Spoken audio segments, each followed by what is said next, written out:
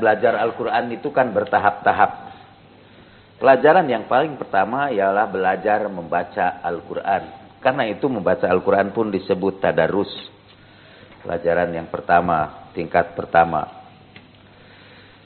Kalau lebih tinggi lagi, mempelajari makna ayat-ayat Al-Quran itu. Dengan mempelajari terjemahnya lah paling tidak. Lalu tahap yang ketiga lagi, mencoba memahami tafsir Al-Quran itu. Dan sekarang kita mencoba untuk memahami maknanya. Yang akan kita bahas adalah surat Al-Ahzab, surat 33, mulai ayat 56, 57, 58. 3 ayat. Kalau kita baca ayat ini bareng-bareng sekarang, itu berarti kita pahalanya sama dengan menghatam 3 kali Al-Quran. Dan dalam pengajian kita insya Allah kita akan banyak menjelaskan ayat-ayat Al-Quran ini dengan ayat-ayat Al-Quran lagi. Ayat 56 berbunyi, A'udzubillahi minasyaitonirrajim. Innallaha malaikatahu yusholluna 'alan nabi ya ayyuhalladzina amanu shollu 'alaihi wa sallimu taslima. Allahumma shalli 'ala Muhammad wa ali Muhammad. Innalladzina yu'dzuna Allaha wa rasulahu la'anahumullahu fid dunya wal akhirah. Wa a'adda lahum 'adzaban muhina. Walladzina yu'dzunal mu'minina wal mu'minati bighairi maqtasabu. Walladzina yu'dzunal mu'minina wal mu'minati bighairi maqtasabu faqad ihtamalu buhtanan wa itsman mubina. Sesungguhnya Allah dan para malaikatnya bersalawat kepada Nabi. Hei orang-orang yang beriman, bersalawatlah kamu kepadanya dan ucapkanlah salam kepadanya dengan salam yang sebaik-baiknya. Ayat ini seperti kita ketahui memerintahkan kita untuk bersalawat setelah Allah dan malaikatnya menyampaikan sholawatnya. Para ahli tafsir mengatakan ada perbedaan antara sholawat Allah, sholawat malaikat, dan sholawat kita. Sholawat Allah ialah melimpahkan kesejahteraan, kemuliaan, kebahagiaan kepada Nabi. Karena itu kita memberitakan berselawatlah hei Allah kepada Nabi. Sholli alaihi. Sholli itu kata perintah, artinya berselawatlah. Allahumma sholli, ya Allah bersalawatlah. Allahumma sholli, ya Allah bersalawatlah. Ada Muhammadin kepada Muhammad, wa ali Muhammad kepada keluarga Muhammad. Maknanya ialah ya Allah limpahkanlah kesejahteraan, kemuliaan dan kebahagiaan kepada Muhammad dan keluarga Muhammad.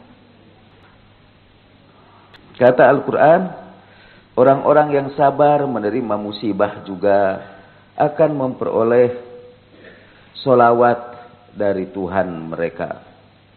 Sama seperti Rasulullah sallallahu alaihi wa alihi wasallam.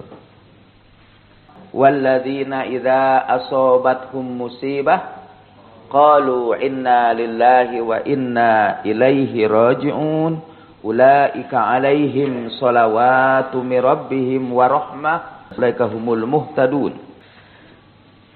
Yakni orang-orang yang apabila ditimpa musibah mereka berkata, kami semua ini kepunyaan Allah dan kepadanya lah kami semua kembali. Mereka itulah orang-orang yang mendapat solawat dari Tuhan mereka dan memperoleh kasih sayang Allah. Dan mereka itulah yang akan mendapat petunjuk. Mereka itulah yang hidup di dalam petunjuk. Ayat ini menunjukkan bahwa orang yang mendapat musibah kemudian bersabar menerimanya akan memperoleh solawat dan kasih sayang Allah Subhanahu wa ta'ala. Jadi orang-orang yang beriman juga yang sabar akan menerima solawat. Gimana kalau dia menerima solawat? Dia diangkat derajatnya, dia memperoleh kesejahteraan, dia memperoleh kebahagiaan. Sesungguhnya Allah dan para malaikatnya bersalawat kepada Nabi.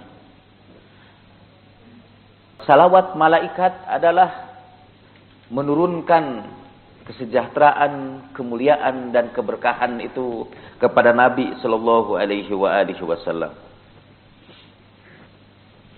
Salawat kita kepada Nabi harus disertai dengan salam. Ya ayyuhalladzina amanu shollu alaihi wa sallimu taslima.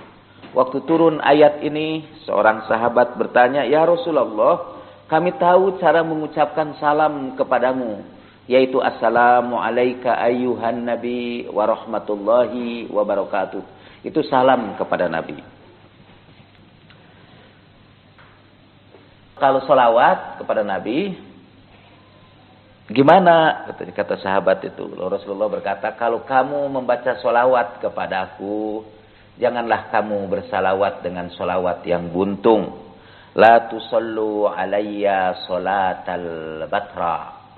Janganlah kamu bersolawat yang buntung kepadaku. Yaitu kamu membaca solawat kepadaku dan berhenti di situ. Kamu membaca Allahumma salli ala Muhammad. Titik sampai di situ. Itu solawat yang buntung. Termasuk solawat yang buntung ialah membaca sallallahu alaihi wasallam. SAW. Sallallahu alaihi wasallam. Itu solawat yang buntung. Semoga salawat dilimpahkan kepadanya. Dan begitu pula salam. Itu salawat yang buntung. Jadi kita mengucapkan sallallahu alaihi wasallam. Kita harus mengucapkan salawat itu yang tidak buntung itu. Gimana? Kata Rasulullah, bersalawatlah kepadaku dan kepada keluargaku. Jadi kita harus mengucapkan sallallahu alaihi wa alihi wasallam.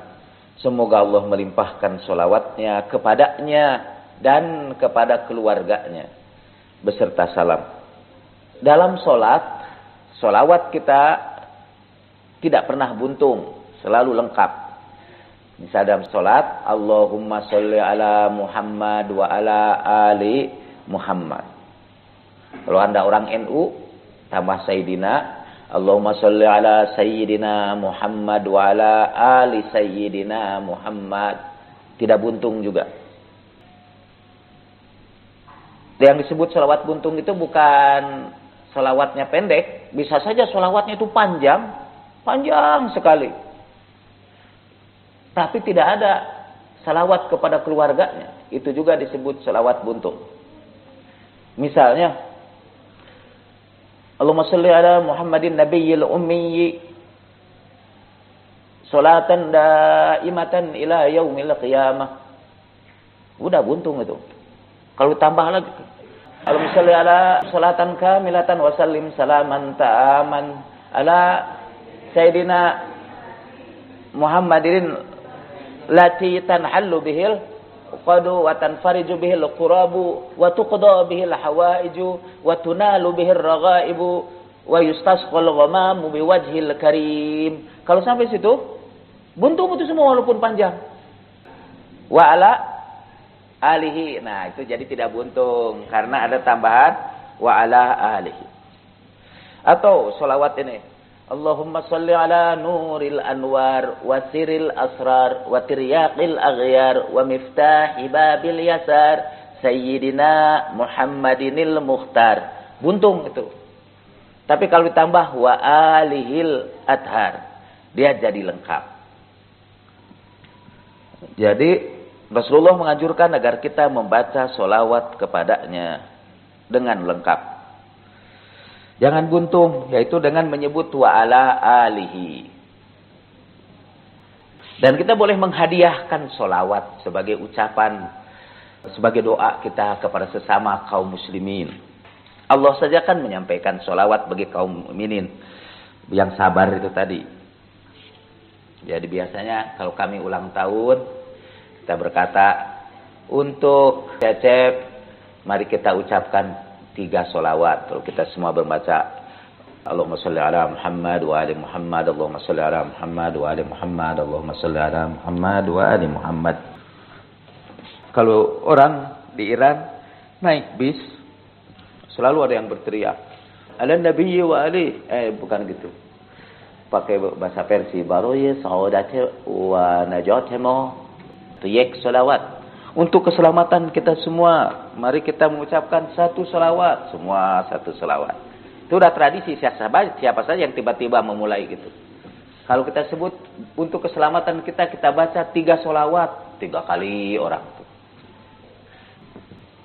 Inna Allaha malaikatahu yusalluna 'alan nabi ya ayyuhalladzina amanu sallu 'alaihi wa sallimu taslima. Allahumma salli 'ala Muhammad wa ali Muhammad. Allahumma salli 'ala Muhammad wa ali Muhammad. Allahumma salli 'ala Muhammad wa ali Muhammad. Di antara nasihat Nabi sallallahu alaihi wasallam dalam menyambut Ramadan ialah agar kita memperbanyak sholawat dan salam kepadanya. Mestinya setiap kali mendengar ayat ini disebut, kita harus mengucapkan Allahumma sholli ala Muhammad wa ali Muhammad. Tapi di Indonesia itu tidak. Ada tukang adan. Sebelum azan itu dia gini, Inna Allah malaikatahu yusalluna ala nabi. Allahumma sholli ala Muhammad wa ali Muhammad. Tapi setelah itu, Allahu Akbar, Allahu Akbar. Dia yang mengucapkannya juga tidak baca sholawat. Yang mendengarkannya juga tidak baca salawat. Ajib negeri ini. Orang yang tidak mau membaca sholawat kepada Nabi, ketika namanya disebut, Rasulullah menyebut sebagai orang yang paling bakhil. Masa itu berterima kasih kepada Nabi disuruh baca sholawat saja nggak mau. Itu bakhil. Bukan saja bakhil, orang yang tidak mau bersalawat kepada Nabi itu juga orang yang menyakiti hati Nabi. Karena itu ayat berikutnya Allah berfirman, Innal ladzina yu'dzunallaha wa rasulah. Barang siapa yang menyakiti Allah dan Rasulnya, la'anahumullahu fid dunya wal akhirah. Allah melaknat mereka di dunia dan di akhirat. Wa addalahum adzabam muhina. Dan Allah persiapkan kepada mereka azab yang penuh kehinaan. Azab yang menghinakan. Kalau Anda rajin ke perpustakaan, atau kalau Anda ingin kepintaran Anda itu sama dengan kepintaran saya. Tapi kalau Anda tidak mau, artinya gak mau deh. Kita udah tinggi, udah lebih pintar, kenapa harus sama dia? Tentu tidak saya anjurkan. Tapi kalau merasa kepintaran Anda, tidak boleh nyebut lebih rendah lagi puasa kan, itu penghinaan. Kalau Anda merasa kepintaran Anda tidak satu tingkat bersama kepintaran saya, itu bisa jadi lebih tinggi, bisa jadi juga tidak termasuk lebih tinggi. Nah, Anda anjurkan membaca buku-buku di perpustakaan itu, perpustakaan Mutahari. Karena buku yang saya masukkan ke perpustakaan Mutahari itu, paling tidak sudah saya baca. Tulisan-tulisan saya biasanya merujuk kepada buku-buku yang ada di sana. Dan itu sudah cukup satu perpustakaan Mutahari itu. Bahkan kalau Anda rajin baca di situ, Anda bisa jauh lebih tinggi pengetahuannya ketimbang saya. Saya ini kan orang yang tidak punya pengetahuan apa-apa kecuali kalau membaca lebih dahulu. Saya itu seorang penulis atau pembicara yang tidak bisa nulis atau tidak bicara kecuali baca dulu buku lebih dahulu. Karena itu saya takjub misalnya sama MH Ainun Najib yang bisa menulis banyak sekali tanpa harus baca. Itu ilmunya langsung, ilmu laduni itu. Atau ada mubalik-mubalik yang tidak pernah baca. Tapi selalu saja dia bisa berbicara. Walaupun dia mengulangi-langi yang pernah dibicarakan lebih dahulu. Tapi saya takjub. Sebelum saya melanjutkan pembicaraan tentang orang-orang yang menyakiti Allah dan Rasulnya, Allah laknat dia di dunia dan di akhirat, dan Allah persiapkan baginya azab yang sangat menghinakan.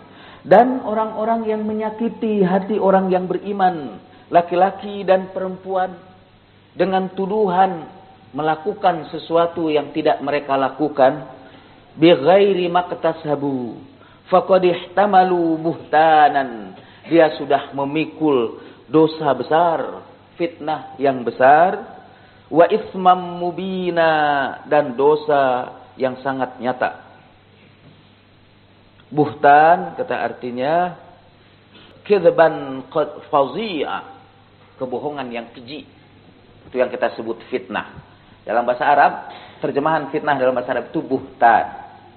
Kalau fitnah dalam bahasa Arab diartikan ke dalam bahasa Indonesia jadi ujian, jadi cobaan. Seringkali terjadi perubahan makna. Dari makna aslinya dalam bahasa Arab kepada makna turunannya dalam bahasa Indonesia. Nah, sebelum meneruskan membahas ayat ini, di bulan puasa kita mendengar tentang berbagai keutamaan orang yang berpuasa. Bahwa tidurnya orang puasa itu ibadah, diamnya tasbih, doa-doanya diijabah, amal-amalnya dilipat gandakan. Dan buat orang puasa pada waktu bukanya ada doa yang tidak pernah ditolak Tuhan. Jadi setiap kali kita berbuka, kita berdoa, doanya diijabah Allah Subhanahu wa taala. Orang puasa, kata Rasulullah, selalu beribadah kepada Allah walaupun dia tidur di atas ranjangnya. Selama dia tidak mempergunjingkan orang-orang Islam. Kalau seorang yang berpuasa hadir di tengah-tengah kelompok, berada di tengah orang yang sedang makan-makan siang hari, illa sabbahat a'da'uh wa kanat salatul malaikati alaih wa kanat salatuhum lahu istighfaran. Ma min shaimin yahduru qauman yat'amun. Kalau seorang puasa datang ke satu tempat, satu kaum itu lagi makan-makan. Menurut hadis ini tidak gini hadis itu. Kalau kamu hadir satu kaum dan orang lagi makan-makan, pukuli itu kaum itu. Kalau perlu keluarkan pedang. Karena di bulan puasa itu ada banyak orang yang tidak boleh berpuasa malah. Dan mereka tentu harus diberi kesempatan makan. Orang yang sedang berada dalam perjalanan itu tidak boleh berpuasa. Dulu saya sengsara betul. Ketika pergi ke Jakarta, saya anggap perjalanan. Pergi ke Jakarta itu sehari suntuk saya kerja di Jakarta, lapar betul dan tidak puasa kan? Karena dalam perjalanan. Dan tidak ada yang menjamu saya itu. Karena tadi itu di Indonesia itu ada salah satu ciri kesalehan, yaitu menangkapi orang yang berdagang makanan di waktu siang hari di bulan puasa. Atau mengguling-gulingkan, membolak-balikan dagangannya. Saya kemarin baru dengar cerita dari seseorang di Bintaro tentang sekelompok orang Islam yang masuk ke hotel. Lalu ada orang Amerika lagi makan. Di Solo katanya itu kejadiannya. Orang Amerika lagi makan, tiba-tiba orang terkejut. Orang pakai berjubah, pedangnya diberikan kepada makanan dia. Udah, kalaupun dia makan, seleranya hilang semua. Padahal orang Amerika kan tidak wajib puasa. Karena dia berada di dalam perjalanan. Nah, dalam hadis ini, kalau seseorang sedang puasa dan datang kepada satu kaum yang sedang makan, dia tidak ikut makan tentu. Karena puasa. Illa sabbahat a'da'uh. Maka seluruh anggota badannya akan bertasbih. Wa kanat salatul malaikati alaihi. Dan para malaikat bersolawat kepadanya. Dan solawat malaikat itu kepadanya adalah permohonan ampunan untuknya. Malaikat pun beristighfar baginya. Wa kanat solatuhum lahu istighfarun. Kalau seorang yang berpuasa, kata Rasulullah sallallahu alaihi wasallam, tidak mau memakan makanan yang dia inginkan betul di bulan puasa itu waktu siang, tapi dia tidak makan karena puasa mencegah dia. Wajiblah bagi Allah untuk memberinya makanan dari makanan surga dan memberikan kepadanya minuman dari minuman surga. Bagi orang yang berpuasa ada dua kebahagiaan. Kebahagiaan pada waktu berbuka dan kebahagiaan pada waktu bertemu dengan Tuhannya. Dalam hadis-hadis ini kita menemukan keutamaan orang yang berpuasa. Tapi seluruh keutamaan ini bisa hapus, bisa hilang sama sekali.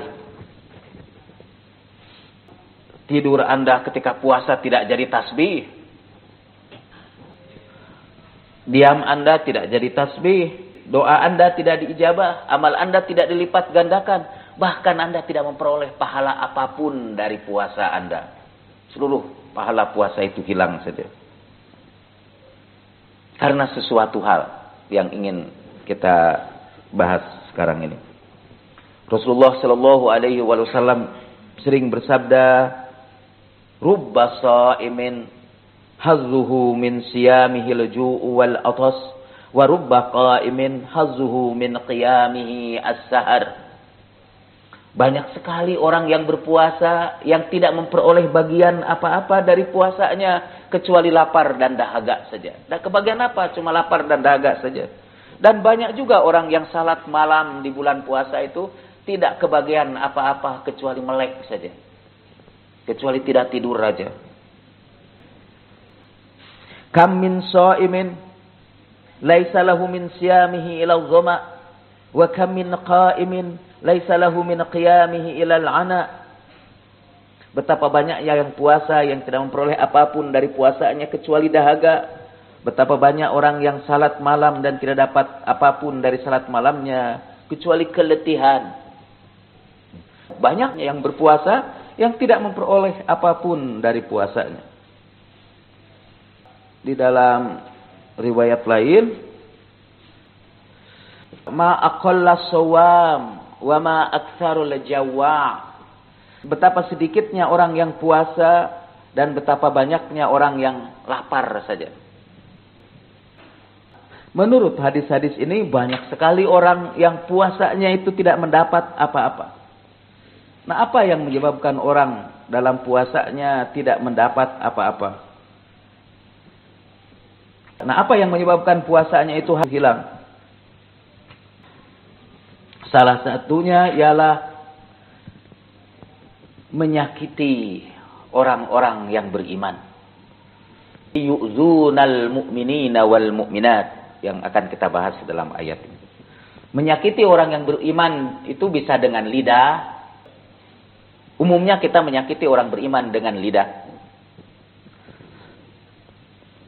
Jadi kalau kita mempergunjingkan orang, itu semua menghapuskan seluruh pahala puasa kita. Saya akan bacakan lagi hadis itu. As-shaimu fi ibadatillah wa in kana naiman ala firasyih ma lam yaghtab musliman. Seorang yang puasa itu dalam keadaan ibadah kepada Allah walaupun dia tidur di atas ranjangnya selama dia tidak mempergunjingkan orang Islam. Begitu dia mempergunjingkan, seluruh pahala ibadah tidurnya itu hilang. Kalau dia mempergunjingkan. Karena mempergunjingkan itu menyakiti hati kaum mukminin. Di bulan puasa ada seorang perempuan. Perempuan itu lagi memaki-maki pembantunya. Rasulullah memanggilnya. Buka kamu, kata Rasulullah. Maksudnya batalkan puasa kamu. Kamu makan. Berikan dia jamuan makan. Inni shaimah ya Rasulullah. Aku sedang berpuasa ya Rasulullah. Bagaimana mungkin kamu berpuasa tapi lidah kamu memaki-maki hamba Allah, menyakiti hamba Allah. Menyakiti pembantu saja itu dengan memaki-maki pembantu di bulan Ramadan itu sudah menghapuskan seluruh pahala puasa kita. Jadi kalau marah-marah nanti bulan Ramadan memaki-maki Udah buka aja, itu sesuai dengan sunat.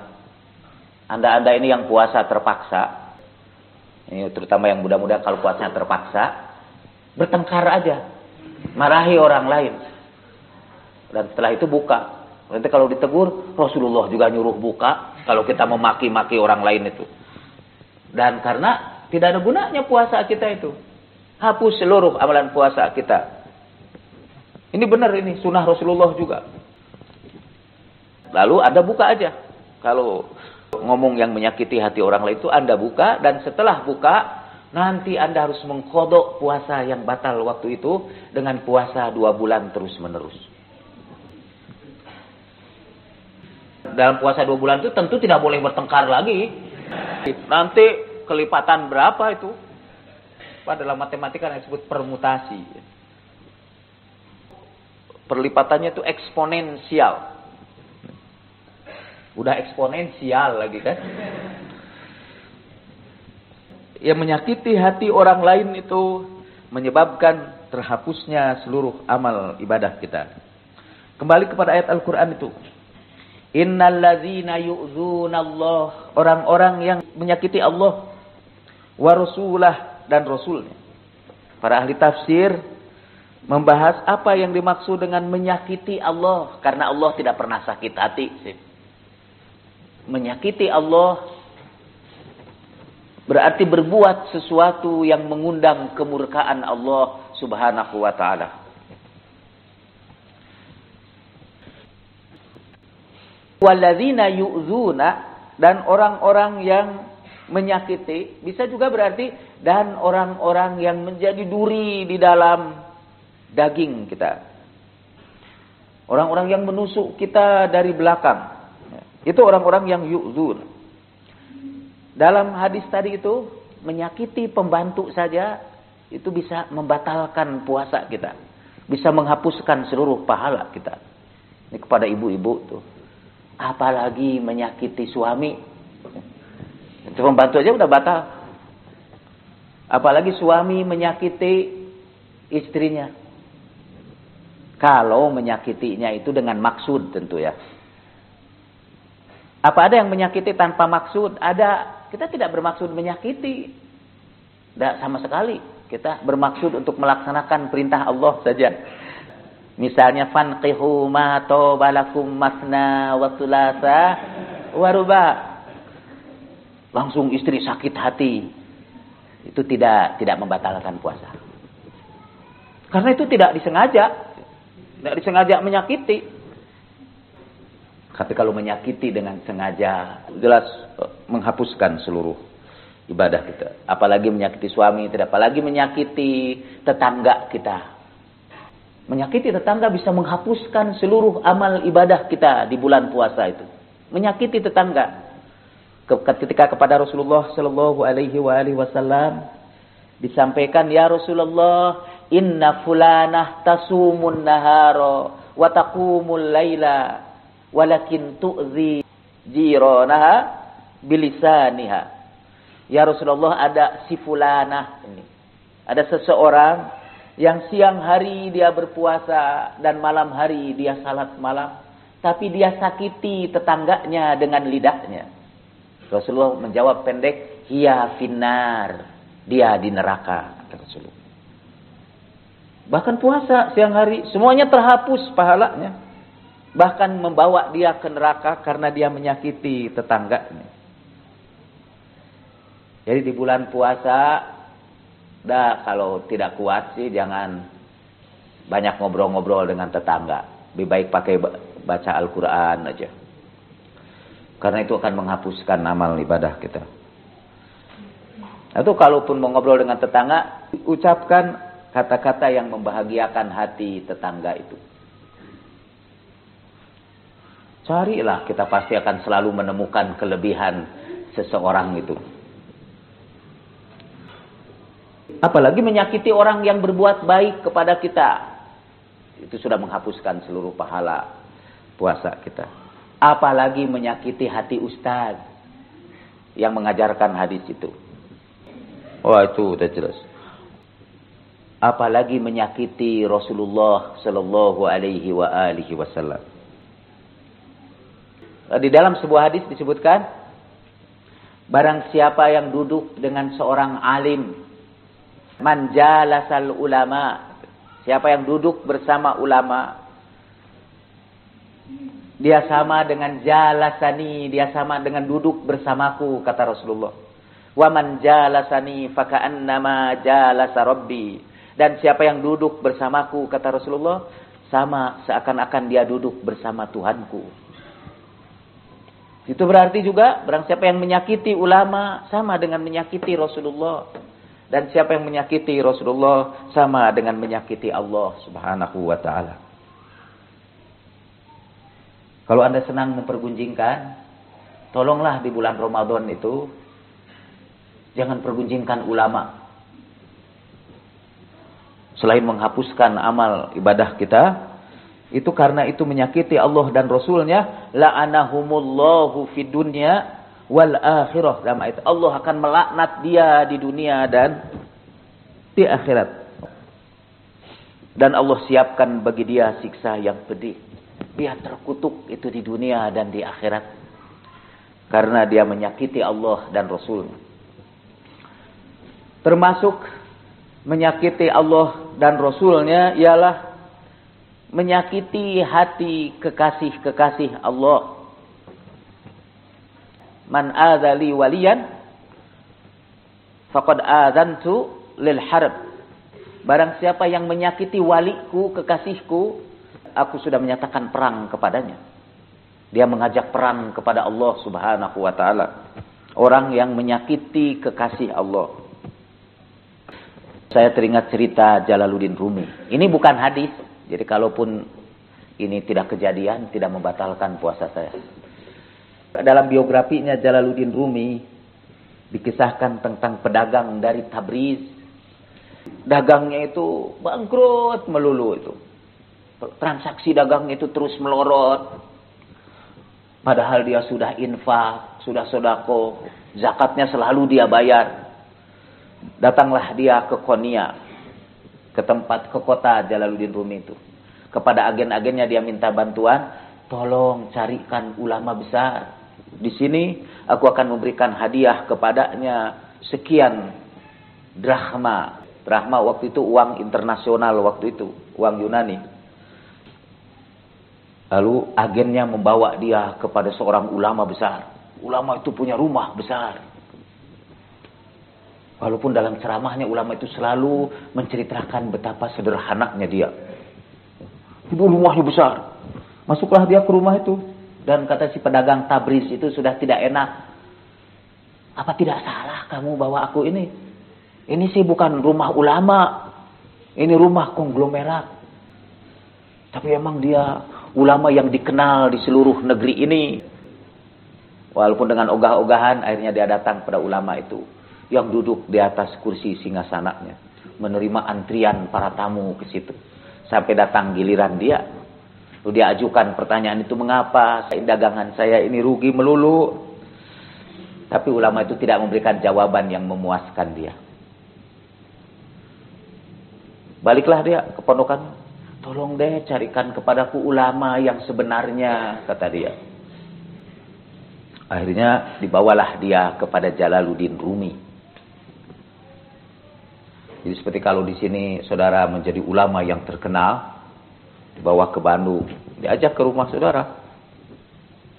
Udah jadi, udah esoknya dibawalah kepada Jalaluddin Rahmat sini. Waktu dia datang ke tempat Jalaluddin Rumi sedang berada di madrasah, sedang baca kitab. Kata dia, ini ulama beneran ini. Ulama beneran itu pasti kerjanya bukan bisnis tapi baca kitab. Sebetulnya kalau kita mau cari ulama beneran, lihat saja apa yang dikerjakannya. Kalau dia baca kitab, menulis kitab, itu pasti ulama. Wah, ini benar ulama, kata Jalaluddin Rumi sedang membaca kitab di mimbarnya. Orang itu belum mengucapkan Assalamualaikum dan Rumi belum mengangkat kepalanya dari kitabnya, dia sudah berkata. Dan orang itu bawa hadiah juga untuk Jalaluddin Rumi. Emang itu sunnah dari Nabi. Kalau kita mau bertanya, mau konsultasi dengan ulama, itu harus bersedekah lebih dahulu. Ini sunnah yang ditinggalkan orang. Di dalam surat Al-Mujadilah, surat ke-58. A'udzubillahi minasyaitonir rajim. Ya ayyuhalladzina amanu idza najaitumur rasula faqaddimu baina yaday najwakum shadaqah. Dzalika khairul lakum wa athhar. Fa in lam tajidu fa innallaha ghafurur rahim. Hei orang-orang yang beriman, apabila kamu berkonsultasi dengan Rasulullah, maka dahuluilah sebelum kamu konsultasi itu dengan sedekah. Itu lebih baik bagi kamu dan akan lebih mensucikan kamu. Tapi kalau kamu tidak memperoleh untuk sedekah itu, maka sesungguhnya Allah Maha Pengampun dan Maha Penyayang. Dahulu itu orang ramailah berkonsultasi kepada Nabi. Kadang-kadang datang bukan pada waktunya. Jadi mengganggu Nabi juga. Lalu turunlah ayat ini. Kalau kamu mau bicara dengan Rasulullah, hendaklah bersedekah lebih dahulu. Itu angka orang yang mau menemui Rasulullah drop, langsung jatuh. Tidak ada lagi sahabat yang menemui Rasulullah. Sampai kata para ahli tafsir, hanya seorang sahabat yang melaksanakan ayat ini, yaitu Imam Ali. Imam Ali yang melaksanakan ayat ini. Karena setelah Imam Ali melaksanakannya dan para sahabat merasa keberatan untuk bersedekah, kemudian Allah berfirman dalam ayat berikutnya, "A'asfaqtum an tuqaddimu baina yaday najwakum shadaqat fa idz lam taf'alu wa taballahu 'alaikum faqimus salata wa atuz zakat wa ati'ullaha wa rasulahu wallahu khabirum bima ta'malun." Apakah kamu merasa berat untuk mendahului pembicaraan kamu dengan sedekah? Kalau kamu tidak melakukannya, Allah akan mengampuni kamu. Maka tegakkanlah oleh kamu salat, keluarkanlah zakat, dan taatilah Allah dan Rasulnya. Sungguhnya Allah Maha tahu apa-apa yang kamu lakukan. Jadi di antara sahabat hanya Imam Ali yang melaksanakan itu. Kalau kita semua mengaku pengikut Imam Ali, maka janganlah Anda berkonsultasi sama saya sebelum membayarkan sedekah dulu. Seperti pedagang dari Tabriz itu kepada Rumi, dia sedekah dulu kepada Rumi itu. Tapi waktu itu Jalil Rumi sudah tahu, aku sudah tahu berapa uang yang kamu bawa itu. Sedekahkanlah itu kepada fakir miskin. Nanti itu kan ada tanya jawab di sini. Kalau mengikuti ayat ini, jangan tanya sebelum bayar, sedekah dulu. Sekali kalau orang mengundang mubalik, tidak qaddimu itu sedekahnya itu, malah akhiru itu. Ya, kalau kamu mengundang seorang kiai, begitu kalau terjemahan Al-Quran itu, maka dahuluilah undangan itu dengan memberikan sedekah kepadanya. Ini tidak, baru ceramah dulu, setelah ceramah baru diberikan sedekah. Jadi itu boleh, itu mubalik itu terima itu amplop itu. Ada mubalik yang tidak mau terima amplop, biasanya itu mubalik baru, belum banyak yang ngundang. Dulu saya ketika mubalik baru saya tidak terima itu. Kalau saya mubalik lama saya terima. Tapi tidak semua juga saya terima, seperti pesantren kemarin di Jakarta itu yang memberikan training di bulan Ramadan kepada anak-anak SMA dengan gratis dan kemudian memberikan buka bersama. Oh, itu saya tidak mau terima. Ketika orang itu maksa, karena biasa kan sopan santun, mungkin ada mubalik juga. Enggak, sawios gitu kan. Tapi setelah itu akhirnya terima. Saya maksudnya enggak, saya terima, saya bilang tapi saya kembalikan lagi sebagai biaya Anda. Di antara humor para ustadz kan itu. Ustadz itu kan biasa selalu pakai jas. Jadi satu saat dia dakwah di kampung lah. Jalan melewati pagar-pagar bambu gitu ya. Ketika dia selesai ceramah, dia langsung teriak, sawios, tekedah. Tidak ada orang jawab itu. Dia teriak-teriak, sawios, tekedah. Dia pikir itu ada orang menarik jasnya, mau kasih duit. Tahu-tahu jasnya tersangkut pagar. Jadi sama pagar itu dia bilang, sawios.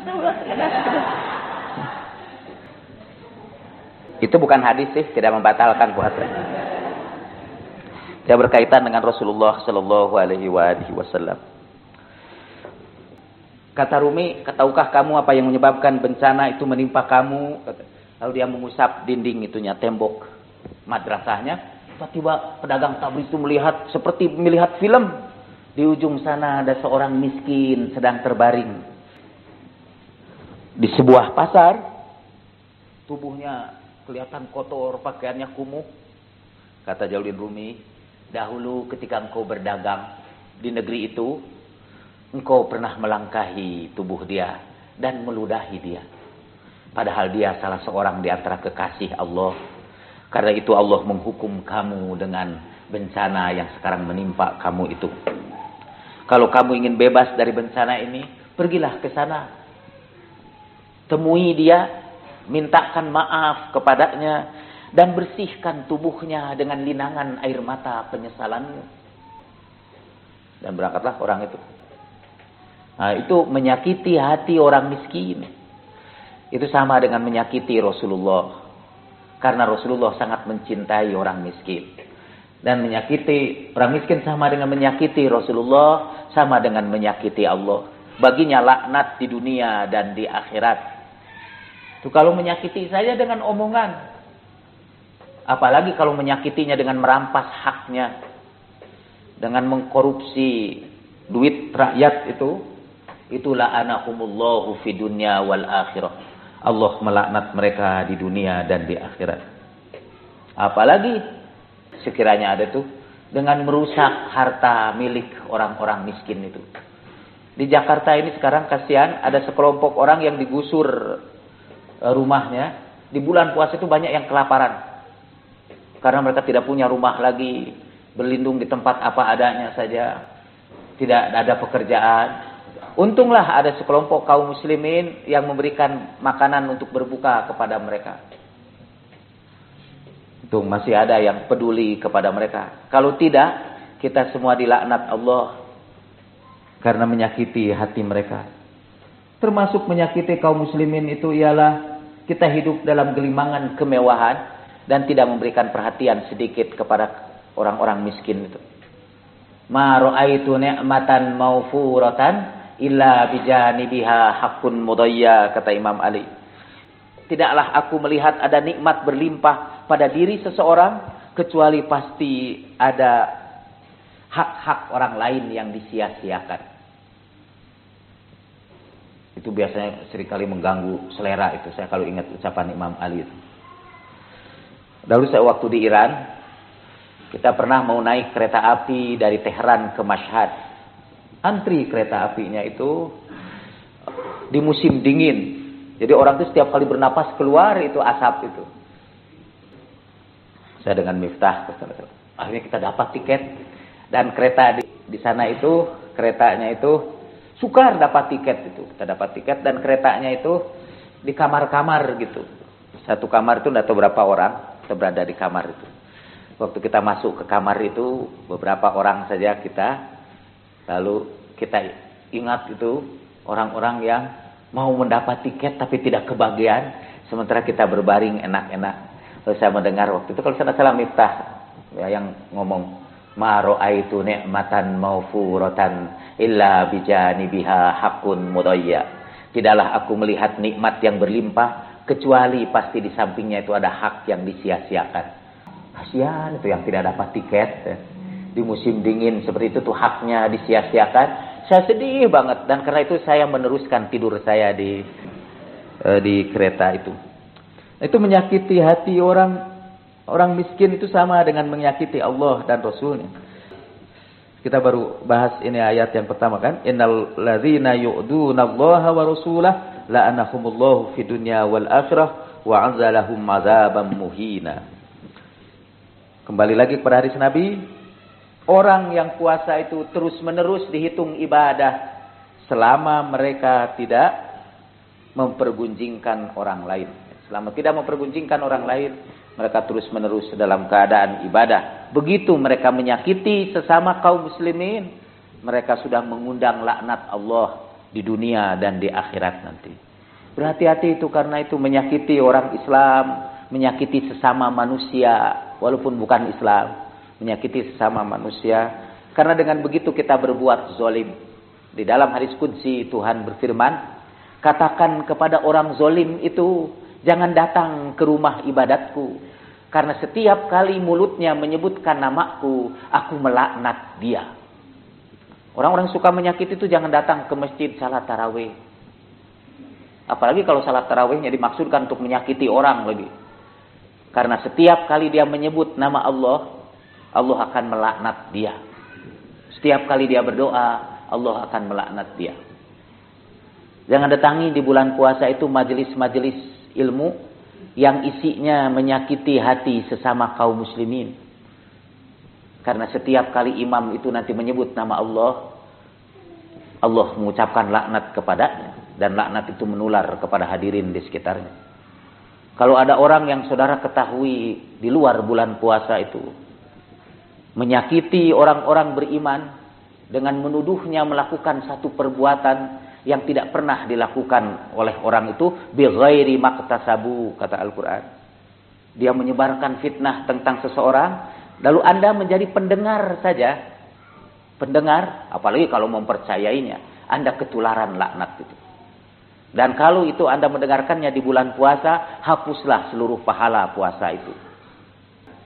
Dan kita berlindung kepada Allah dari hal yang seperti itu. Jadi mohon maaf, sekarang tidak ada tanya jawab. Satu, karena waktu tanpa saya ketahui sudah 8:30 lebih. Dan kedua, karena Anda mungkin belum mempersiapkan sedekah untuk bertanya kepada saya sebagaimana yang diajarkan oleh Al-Quran. Nanti kalau Anda datang ke sini, isi dululah itu canceling itu, baru Anda punya hak untuk bertanya. Faqaddimu baina najwakum shadaqah. Marilah kita akhiri dengan doa Imam Ali Zainal Abidin di dalam bulan Ramadan ini. Pertama-tama mari kita doakan semua orang yang sakit di antara keluarga kita. Mudah-mudahan Allah mempercepat penyembuhannya, membawanya kepada kasih sayangnya. Kita doakan juga orang-orang yang mempunyai hajat-hajat kepada Allah Subhanahu wa taala, baik untuk urusan dunia mereka maupun untuk urusan akhiratnya.